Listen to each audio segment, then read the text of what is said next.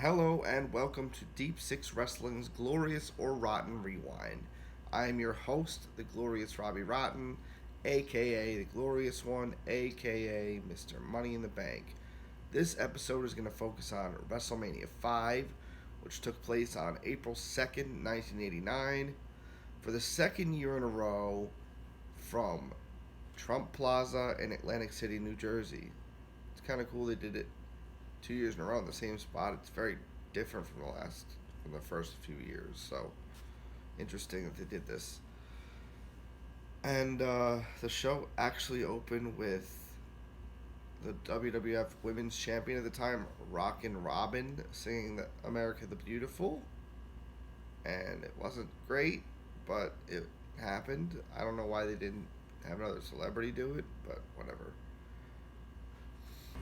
First match of the night, we had King Haku with Bobby the Brain Heenan versus Hercules, who is babyface now apparently. And Haku actually had a bunch of guys carry him to the ring on one of those platforms with a throne. It was really cool. It was a good, nice touch. It had a nice start. Kind of slowed down in the middle, but it had a good pace throughout for the most part.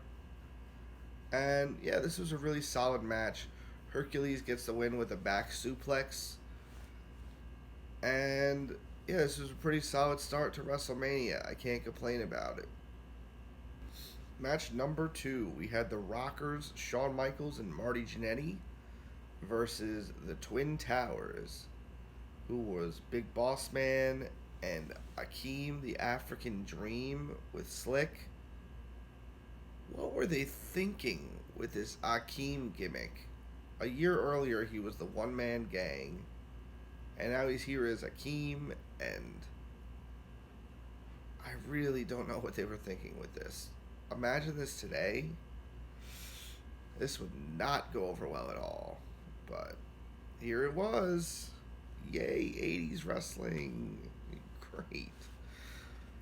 And looking at Michaels in this match, it's just like hard to picture him becoming the icon he became, because he was just so young and just nothing like what he became. But you know what? This match was actually surprisingly really fun. I wasn't expecting much from the two big guys, but it really was fun. Michaels sold a clothesline, like his head got taken off. And, I just really enjoyed this match overall. The Twin Towers win when Akeem hits Michaels with a splash and pins him. And yeah, I just really enjoyed this overall. I'm going to give this one a glorious. For the next match, we had the Million Dollar Man, Ted DiBiase, with his manager Virgil, versus Brutus the Barber Beefcake. Man, Million Dollar Man had such a good gimmick, and he played it to perfection.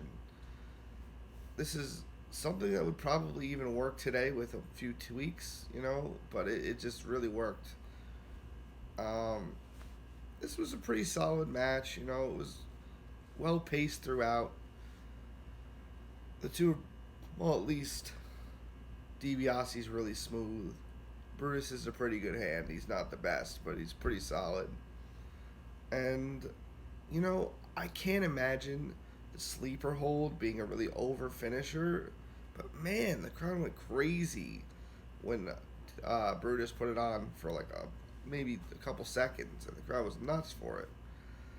This ended up being a double countout finish, but Brutus got a little bit of revenge here. He was able to get Virgil in the sleeper hold after attacking him. So, the crowd was really hot for that. This was pretty solid, but nothing special. So, I'm just going to leave it there. Next, we have the Fabulous Rougeau brothers with Jimmy Hart. I guess they're heels now. Versus the Bushwhackers. And I'm not a fan of the Bushwhackers. I don't really get their gimmick. I mean, I know comedy wrestling has its place, but I don't really like them. And seeing shots of the fans imitating their stupid walk, ugh, cringy. Don't like that at all. this was a match. Not really a good one. The Bushwhackers end up winning with like a double gut buster finish. And I wasn't really a fan. And then the Bushwhackers start licking people after the match. I don't know what that's about. I don't know. I would give this a rotten. Ew, rotten. Not a fan. We had Mr. Perfect versus the Blue Blazer. And oh snap, it's Owen Hart. This is his WrestleMania debut. And honestly, I didn't know that the Blue Blazer came first. I guess I just never really looked into it. But yeah, the Blue Blazer came first. I was not aware of that.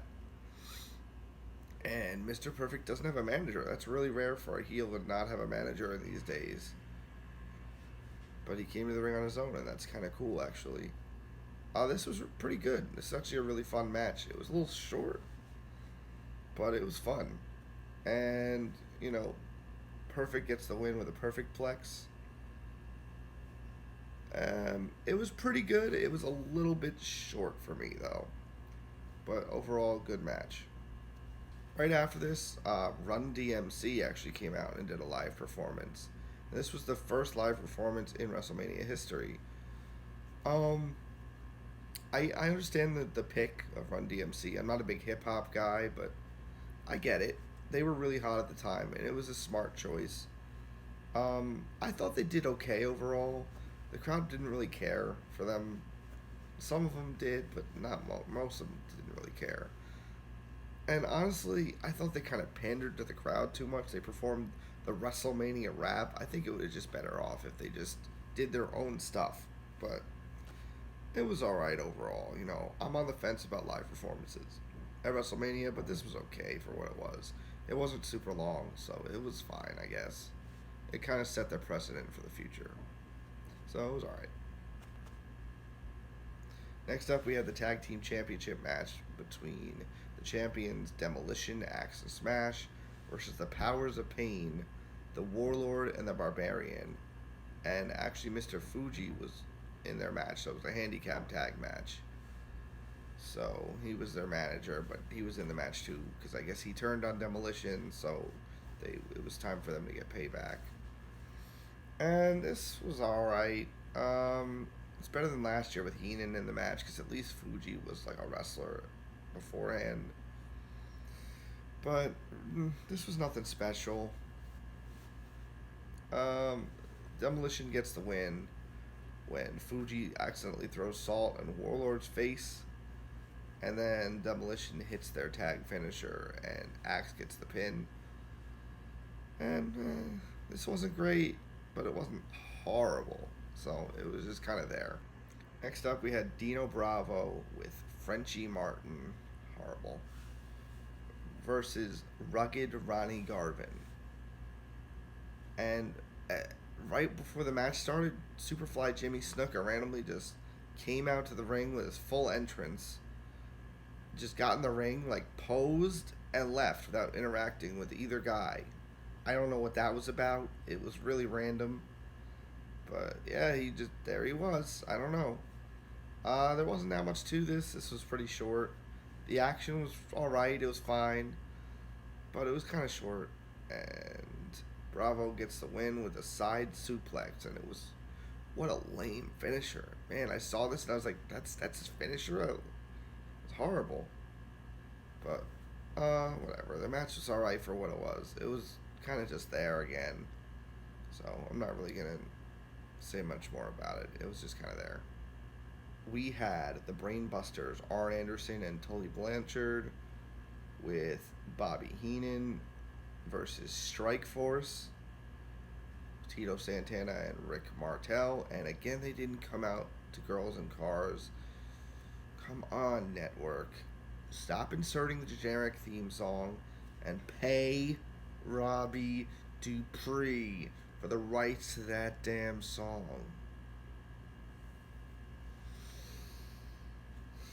But anyway, I absolutely can see where the Revival gets their inspiration from. They really, really remind me of the Brainbusters after watching this match. I really see that. And this was really solid, really good stuff. There was some really good wrestling here early. Martel's actually going to go ahead and abandon Tito after a few minutes because Tito accidentally hits him with like a flying forearm, and then he leaves, and I guess turns heel in the process. I guess they're going to have a feud after this. So Tito's by himself, and the Brainbusters are going to get the win after Arn pins Tito following a spike pile driver, like a tag team pile driver, and the Brainbusters get the win. With a little more time, this could have been something special. So it's right up there, but it's not quite there. It was good, but not good enough to get it glorious. So it's just there. Good stuff. All right. The next thing that happened was just long and weird. So Brother Love comes out to the ring, and to Roddy Piper's music, like they tease it's going to be Piper, but with Piper's Pit and everything. And Brother Love comes out in a kilt and starts like talking smack about Roddy. And then some guy named Morton Downey Jr., I don't know who the hell that is, comes out to the ring smoking. And the whole time he's just smoking. I don't know what that's about either. He's just... And then finally Piper actually comes out to the ring. And, Piper and Brother Love are going back and forth at each other. And then the Morton guy just takes off his socks randomly and throws them out of the ring. And he starts throwing unlit cigarettes at Piper and Brother Love while they're talking. And then Brother Love eventually gets his kilt ripped off and runs away. And then Roddy and Morton are talking. And, they're going back and forth at each other. But Morton keeps blowing smoke in Roddy's face. And then finally Roddy has enough, and he hits him with a fire extinguisher. Now, he doesn't hit him with it, but he sprays him in the face with the fire extinguisher, and then he keeps spraying him, and then, they just leave, and that's it. So this guy, I don't know who this guy is, but he loves smoking. Loves it more than anything in the world. And he loves to piss off Roddy Piper, I guess, and smoke and take his socks off in the middle of a WWE ring in front of 40,000 people. So, who the hell is Morton Downey Jr.? And why was this even a thing? It was really long. It was like probably 20 minutes. And it was just really weird. I don't think I can even rate this. Because, it's not like it had anything resembling a match. It was just there. So, I wasn't a fan of it. But Roddy tried. Next up, we had Andre the Giant with Bobby the Brain Heenan versus Jake the Snake Roberts with special guest referee Big John Studd. This was pretty slow. For the match that there was, there really wasn't. This was more of like an angle than a match, because it was all about like Jake getting Damien, I guess, and Andre trying to keep him away from that. And eventually the action kind of broke down when DiBiase ran in and took Damien up the ramp, and then Jake followed him and eventually got him back, while Andre and Studd were actually like fighting in the ring. And then finally Jake comes back and throws Damien in the ring, and Andre runs away afraid. And then Studd just DQs Andre for attacking him, and Jake actually gets the win over Andre. But this was more of just like an angle than a match.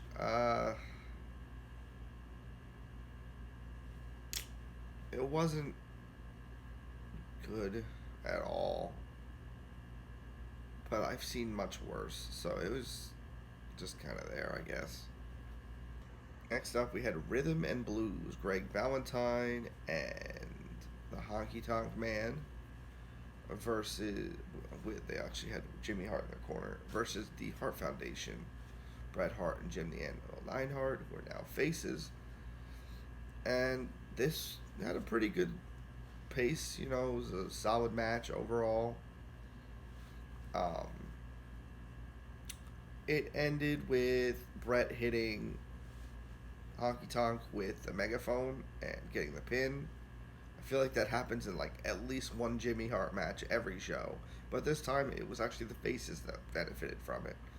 And it's cool to see baby faces with a bit of an edge, not playing by the rules 100%. So that was different.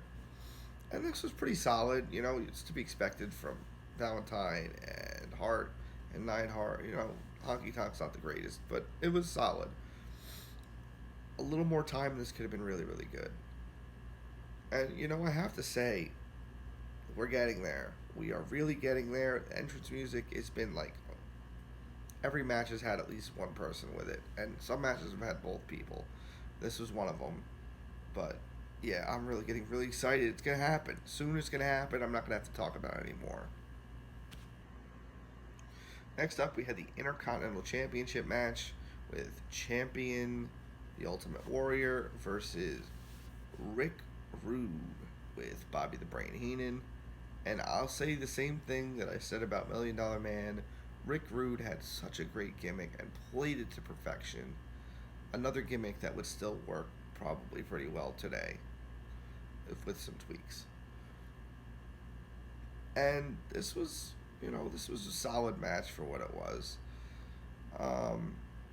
It's really hard not to get pumped up when the Warrior comes out with his music and the energy and the rope shaking. It's hard not to get sucked in. He was a really good character too. And, he wasn't the best in the ring, but he made up for it with the energy that he brought. So, I could definitely still appreciate him and see why he was so popular. Yeah, this was solid. Rude actually gets the win here and wins the title when Warrior goes to suplex him off from the apron into the ring, and Heenan grabs Warrior's leg, so Rude falls on top of Warrior, and Heenan holds onto his leg so that Rude stays on top and Warrior can't kick out. And it's a 3 count, the ref doesn't see it, and Rude is your new Intercontinental Champion. And yeah, this was pretty good. Nothing special, but overall solid match. One of the better ones of the night, I think. Next up, we had Bad News Brown versus Hacksaw Jim Duggan. And man, I must never have really seen enough of Jim Duggan to know how annoying he was. Like, I'm not even going to do it, but his signature thing, it gets so old. He just keeps doing it, and it's just so old. And Bad News Brown is just kind of there. I don't know. I don't remember really hearing anything about this guy. It seemed like he was being prominently pushed. This ended in a double DQ when Brown got a chair and Duggan got his 2x4, and they both tried to hit each other. And the ref just called for a double DQ, and this was not good. There was not much to this. But what little action there wasn't good. So, I'm going to call this one rotten. Ew, not for me. Rotten. Alright, and this is something that really happened. The Red Rooster, Terry Taylor versus Bobby the Brain Heenan with the Brooklyn Brawler in his corner. So the Red Rooster actually like cock-a-doodle-dooed before and after his backstage interview. Whose idea was this? Like, who's like, I know, pal, you're gonna be a rooster. Like, come on. Really? And then he actually strutted going out to the ring and in the ring. Like a rooster would. What are you doing? Like, I understand there was characters back then, but, like, this is not believable in any way. He's a rooster? Why? It's just absurd. He actually gets the win here by, Heenan goes to run at him in the corner, and he moves and slams Heenan into the post, and then pins him. And then Brawler attacks him after the bell, I guess, to further that. But, yeah, I mean, I'm not going to say anything about this. It wasn't good, but, like, it wasn't really supposed to be. So I'm not going to be harsh on this because it wasn't really supposed to be anything. It was like a 30-second squash match, so I can forgive that, I guess. But I cannot forgive this gimmick. This gimmick is just the worst. I don't understand. It's got to be like a bottom 10 gimmick of all time. This is just absurd. Finally, we have the main event, the WWF Championship match between champion Macho Man Randy Savage versus Hulk Hogan. Miss Elizabeth is actually in a neutral corner, supporting both guys. And this is the Mega Powers Explode! And they hyped that up all night. I feel like in every segment that they were talking about it. The Mega Powers Explode! Making it the biggest deal in the world. And I mean, it was. It was a big match. And it had a big fight feel, for sure. There was some really solid stuff in this match. Really good psychology and really good heel work from Macho. Hogan actually got busted open above his left eye, which kind of added to it. It didn't look like it was really on purpose, but it definitely added to it. Elizabeth was really trying to help both guys out in different points, so she eventually got tossed out. And, she got thrown out of the match. And yeah, this was really fun, actually. Really good stuff. Hogan wins with a leg drop and wins the title. And honestly, you can noticeably start to tell that the fans, I wouldn't say they're souring on Hogan, but they're starting to not be as hot for him as they were. I guess they're kind of, it's been, 5 years at this point, so I guess they're kind of clamoring for something new, and who can blame them? So, overall, this was a really fun match. I'll definitely give it a glorious. I think this was a pretty solid overall show. You can definitely tell that a lot of the wrestling quality is getting better, and definitely the production quality is noticeably getting better. So we're really starting to get there, and I enjoyed it. It wasn't the best, but I definitely enjoyed it. There was a lot of fun stuff. Much better than 4. That 4 was kind of like a chore to watch. This wasn't. This one was pretty enjoyable through and through. There was nothing that really offended me too much. So, not bad. Thank you guys so much for watching. Be sure to like, comment, subscribe. Follow us on Twitter at Deep Six Wrestling. And go like us on Facebook, also at Deep Six Wrestling. Have a glorious day.